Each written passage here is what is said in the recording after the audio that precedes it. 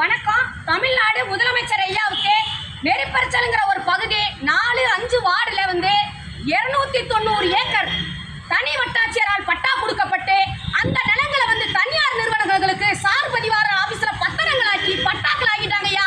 சாமானியப்பட்ட மக்களுக்கு இன்னைக்கு 3 சென்ட்டுக்கு பட்டா கொடுனா இல்ல. அதிகார பலத்துல உள்ளவங்களும் பணப்பலத்துல உள்ளவங்களும் கிராம உதவியாளர் நெறிப்பரிசலுக்கு எத்தனை கோடி ரூபாய் சொத்து இருக்குன்னு ஆய்வு செய்யுங்க.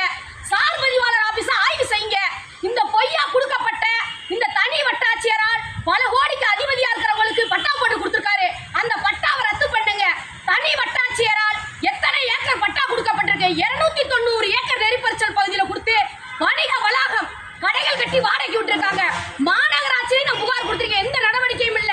இன்னைக்கு அதிகார பலத்துல உள்ளவங்களும் பண பலத்துல உள்ளவங்களும் இன்னைக்கு கடைகளை கட்டி வாடகைக்கு விட்டுருக்காங்க. ஏழை எளிய மக்களுக்கு இந்த நிலம் கிடையாது. ஆதி திராவிடருக்கு கொடுக்கப்பட்ட நிலத்தை தனி வட்டாட்சியரால் பட்டா கொடுக்கப்பட்டதை அதே வட்டாட்சியர் ரத்து பண்றாரு. சார் பதிவாளருக்கு ரிப்போர்ட் எழுதுறாரு. இதை பத்திரமா ஆக்கலாமே. சார் பதிவாளர் ஆபீஸ்ல பத்திரங்கள் ஆக்கப்படுது. ஏழை எளிய மக்களுக்கு இடம் இல்ல. இன்னைக்கு நான் கூட இருக்கேன்னா என் வீட்டுக்கு எனக்கு பட்டா இல்லைங்கிறாங்க. தமிழ்நாடு முதலமைச்சர் ஐயா தனி வட்டாட்சியரால் கொடுக்கப்பட்டது வருவாய்த்துறை கோட்டாட்சியர் இவங்க யாராருக்கு பட்டா கொடுத்திருக்காங்கன்னு சொல்லி நீங்க ஆய்வு செய்யுங்க. என்னை 2 முறை சிஐடி விசாரணை நடத்திருக்காரு. என்ன ரிப்போர்ட் கொடுத்திருக்காருன்னு தெரியாது. பொய்யா பேசுறாங்க. நீங்க நம்பாதீங்க. அதிகார பலத்துல உள்ளவங்களுக்கு தான் பட்டா போட்டு கொடுக்குறாங்க, பத்திரமாக்கி கொடுக்குறாங்க. சப்டிஷன் ஒரு சர்வே நம்பர் அரசு நிலத்தை கண்டுபிடிச்சிருவாங்கன்னு சொல்லி பல சப்டிஷன் உலை எண்ணாக மாத்துறாங்க, பல பட்டாவை மாத்துறாங்க.